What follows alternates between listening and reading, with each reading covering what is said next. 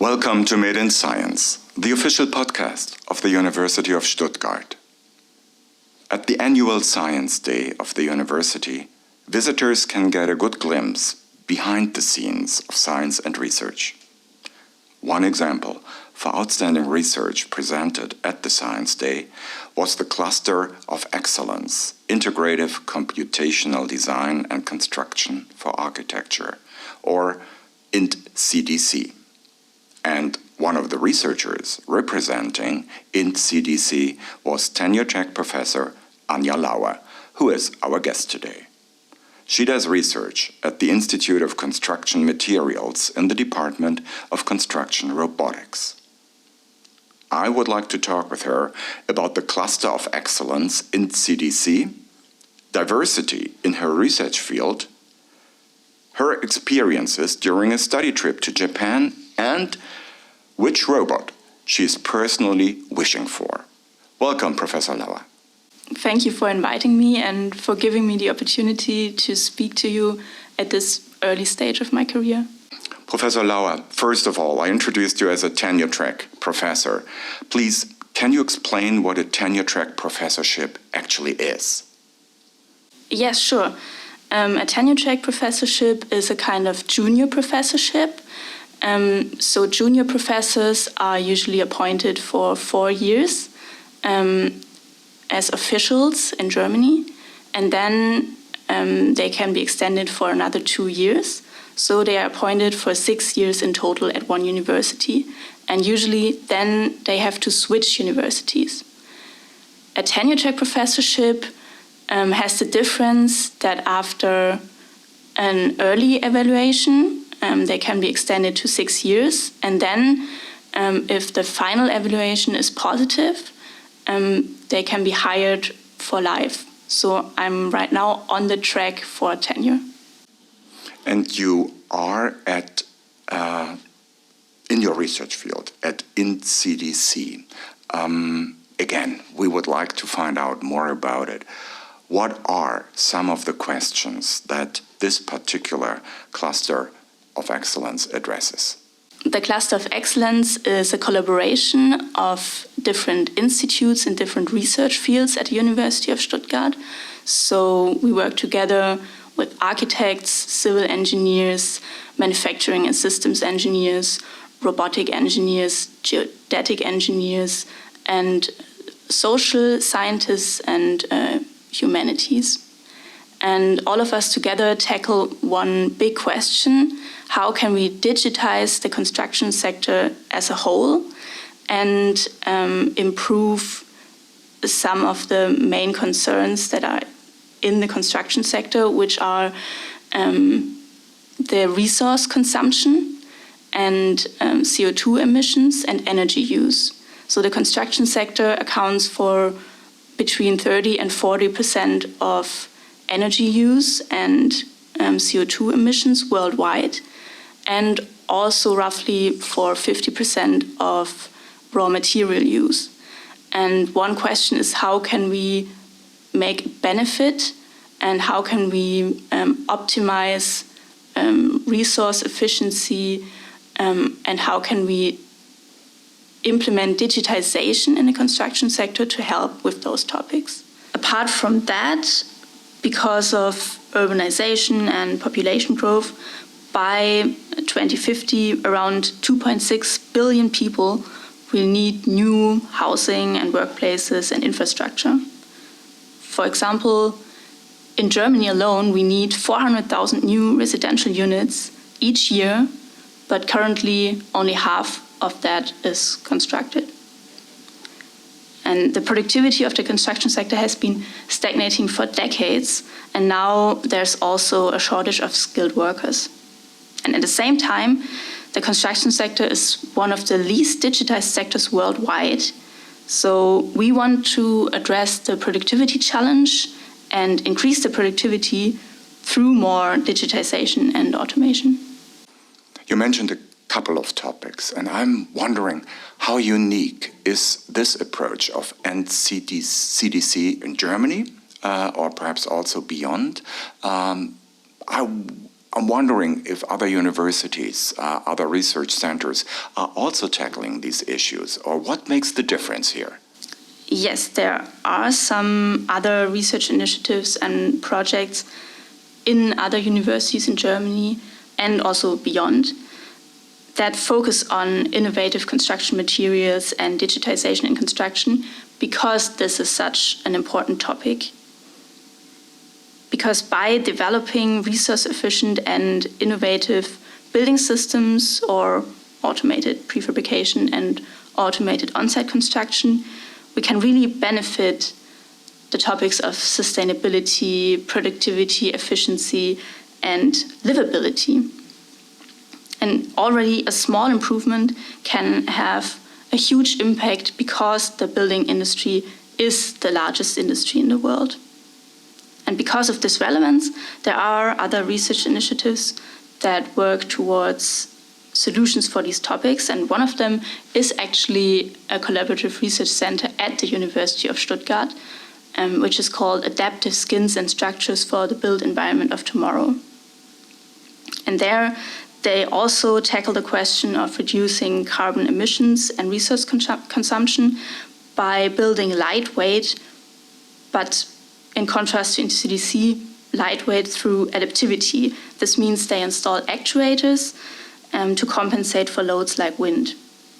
And we instead are researching lightweight concrete components, lightweight fiber composite elements, novel timber building systems, and, which is unique in the DFG-funded projects, renewable bio-based material and building systems. There are also other research initiatives, actually another cluster of excellence at the University of Freiburg, which is called LiveMats, and they research lifelike material systems that adapt autonomously to the environment. And at TU Braunschweig and TU Munich, they have a transregional research program about additive manufacturing, which also focuses on digitization of construction, but concentrated on additive manufacturing.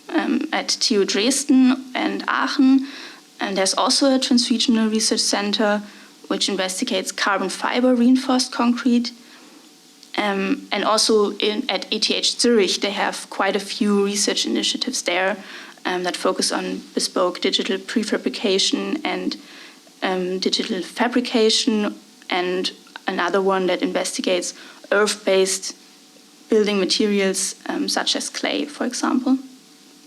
So I mentioned quite a few other research initiatives, and they are different and complementary to NCDC, because most of them focus only on one material and or only one construction technology. And in contrast, NCDC is larger and has a higher degree of interdisciplinarity and a more integrative program that pursues a more methods-oriented research and does not rely on only one technology. And we look at a broader range of materials, which I already mentioned, and building systems such as long span or multi-story buildings. And with this approach, we can compare the different strategies and are more robust when requirements and future conditions change. And what really sets us apart is our holistic co-design approach. So we use co-design of methods, processes, and systems, which means that we have feedback loops between the different stakeholders and at all stages of the building process between all the disciplines. And we think that the current incremental approach cannot solve the ecological, economic, and social challenges. So this is why we are working on a more comprehensive approach and want to harness the digital technologies for that. In your career, you graduated from the University of Stuttgart. You have a Bachelor of Science degree in Engineering Cybernetics. You also have a Master degree in Mechanical Engineering. And you have a Doctoral Studies degree from the Institute of Systems Dynamics. Then you were a research assistant at the same institute. I think it's pretty fair to say that you are a true alumna of the University of Stuttgart. Why have you decided to stay at the university throughout your career? I think the university offers a very good program for engineering cybernetics. It's very unique in Germany because we have so many different courses that you can choose from. It has a very good research foundation in control engineering. So staying for my master's degree in engineering cybernetics was the logical step to do. And I really like the research that we do at University of Stuttgart. I think the Institute for System Dynamics has a lot of interesting application projects. For example, we have a lot of robotics projects, automotive projects, and I think this institute can really bridge the gap between theory and application. That brings me really to the next question. Between computational design and construction, which side are you particularly drawn to? As a robotics engineer, I'm drawn to the construction application because I want to apply my control engineering knowledge and robotics expertise to applications in construction. You mentioned the interdisciplinary approach here in Stuttgart and also at the cluster. Now, that represents very well what is called here the Stuttgart way. And that's the term we use for this kind of combination. Can you tell me in how far social studies and humanities also play into your field? And I'm asking because I'm from that area. Yes, so the closest connection to this field of research is the trustworthiness of the systems that we develop. So how trustworthy is our automated crane, for example, for the human operator? And another field is how can we implement all the novelties that are developed in the cluster in the legal side in Germany. In your research project regarding robotic platform for cyber-physical assembly of long-span fiber composite structures, you write that the goal is to automate material handling and on-site assembly of pre-fiber composite elements. What are some of the advantages of this particular approach to construction? So when I started with this project, the goal was to automate the assembly of fiber composite elements, because fiber, you can build very lightly with fiber and save resources. But then the project objective shifted because we got the opportunity to work together on a big project, which was the LiveMats biomimetic shell in Freiburg, which is a demonstrator building, which is now permanently installed at the University in Freiburg, which was designed mainly by the University of Stuttgart in collaboration with the University of Freiburg, with the research centers. And we got the opportunity to demonstrate automated assembly on that building. And the benefit, of course, for automation of assembly is that we want to increase efficiency of time, efficiency of costs, and improve the quality. Because if you program a robot, it's going to do exactly what you programmed it to do, which could really benefit construction quality. To make this happen, I also wonder, doesn't it need a whole different approach to construction education and training, also of construction staff, to actually do what this research project aims to do? Yes, so I think you're talking about the construction workers who really have to work with the robots on the construction side. Of course, if we integrate more robotic systems and automation, they have to be trained how to use them, how to be safe around those systems. But I think that in every profession there is a constant change, and every employee has to improve their knowledge and keep up to date of the current technologies. How many students are working on these projects in the cluster or also in your particular area of research? So the whole cluster contains 150 researchers in total, but this includes also the professors and everybody else. A rough estimate of the robotics and engineering staff would be 40 people, if you include students. Mm-hmm. And can you tell us about the diversity in your field of research, also perhaps within the cluster? The cluster of excellence is very diverse. NCDC also strongly supports equal opportunity for people of every ethnicity, nationality, physical ability, social background, age and gender, and in all career stages. For example, we have in all career stages in NCDC roughly 40% female researchers. And yeah, maybe I'm also a good example of diversity myself. I'm now 29 years old and started my junior professorship a few weeks ago. And NCDC is also highly interdisciplinary. It includes 7 faculties of the University of Stuttgart and also the Max Planck Institute for Intelligent Systems. So people bring in their different perspectives from their different educational and professional backgrounds.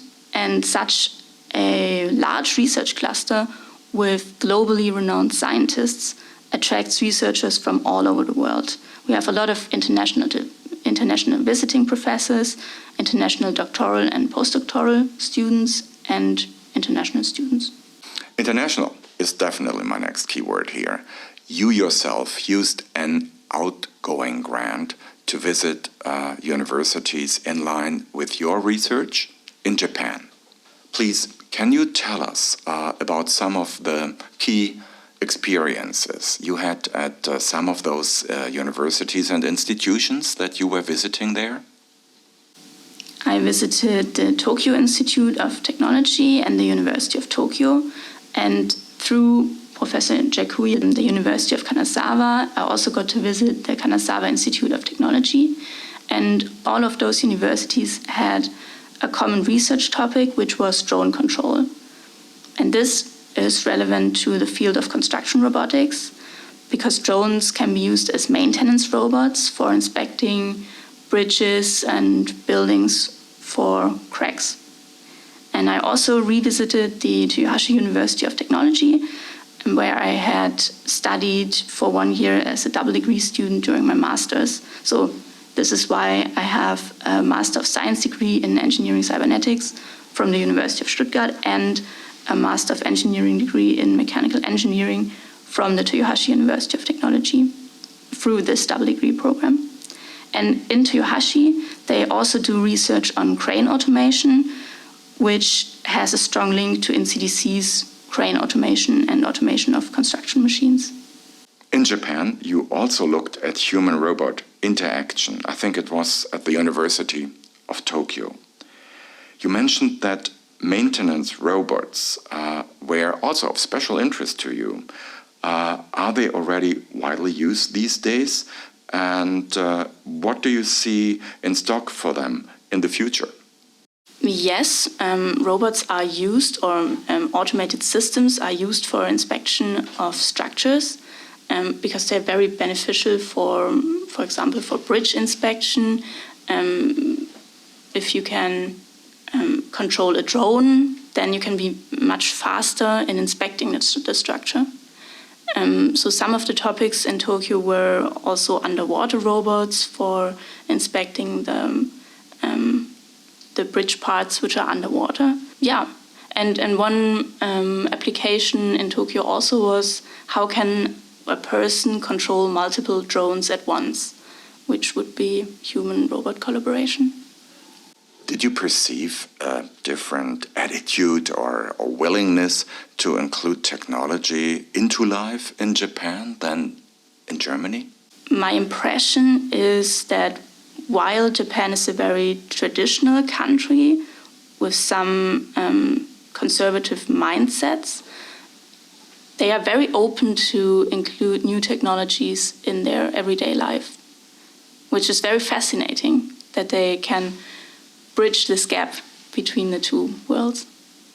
And in your own perception, and when we talk about human-robot interaction, which service robot or maintenance robot would you personally wish for most? In my house, I would like to have a cleaning robot for my walls. Anything that helps, absolutely. Now, what will help on a larger scale and beyond the personal dimension is definitely that recently a new project has been approved, a new research project. And please, can you share the news with us?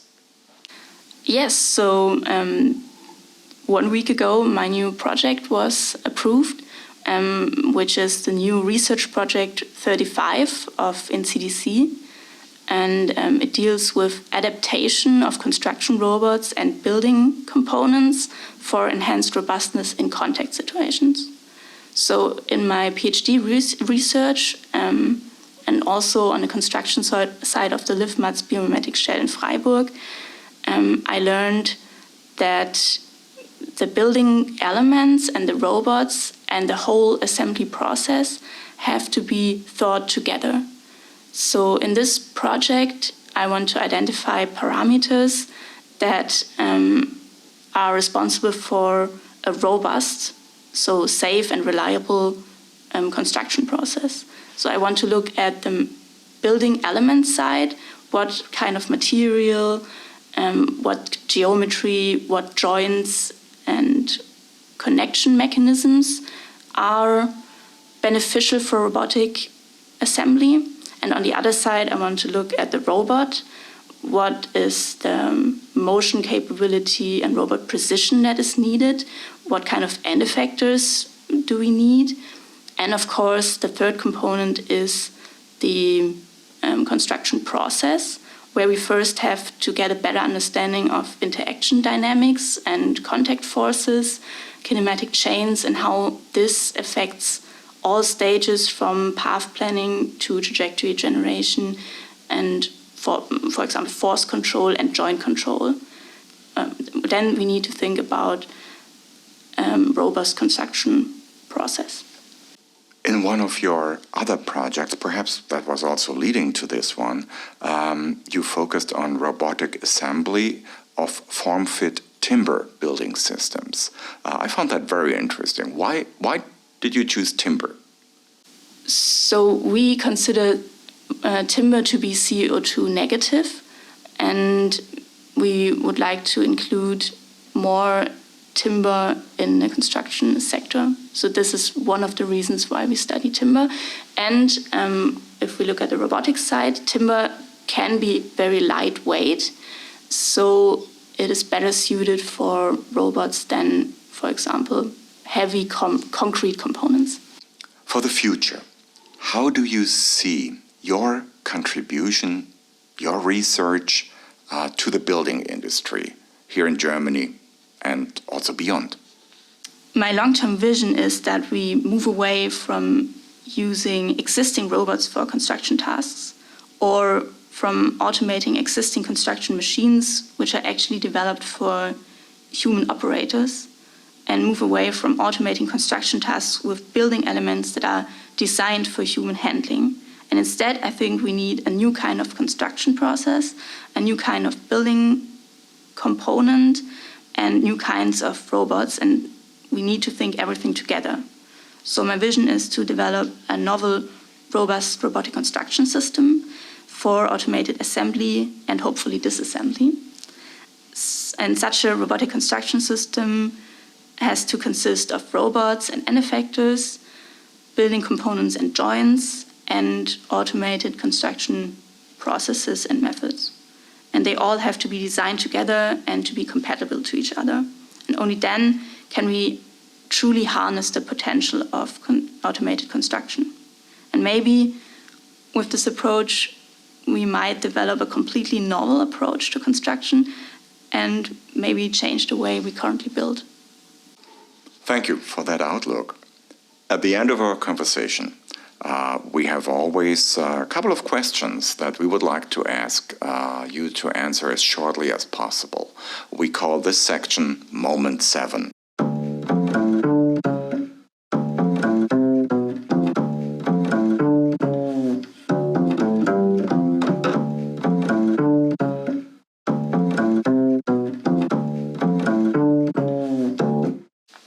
Moment 1.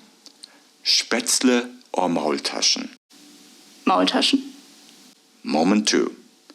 One thing you could change about the world would be? That human rights are respected everywhere. Moment 3. Do you have a media recommendation for us? A book or some music or a movie? The book Peak Performance by Brad Stulberg and Steve Magnus. Moment 4. The best advice you have ever received was? Health is everything. You need to take care of your physical and mental health because this is the foundation for everything else. Moment 5. Your favorite place at the University of Stuttgart is? The large-scale construction robotics laboratory of the Cluster of Excellence. Moment 6. If I could start all over again, I would do the following differently. Prioritize sleep. And moment 7. Please complete also this sentence. Thanks to my studies, I know that. Even a very ambitious goal can be achieved if you do your best. Thank you for that insight and also for our conversation in general. Wishing you all the very best in your position as tenure-track professor at our university and for the research at INT CDC. Yeah, thank you very much for the invitation. And to our audience, please stay tuned for our conversations that are always based on what is made in science. My name is Wolfgang Holtkamp. Have a great podcasting day. Goodbye and good talking.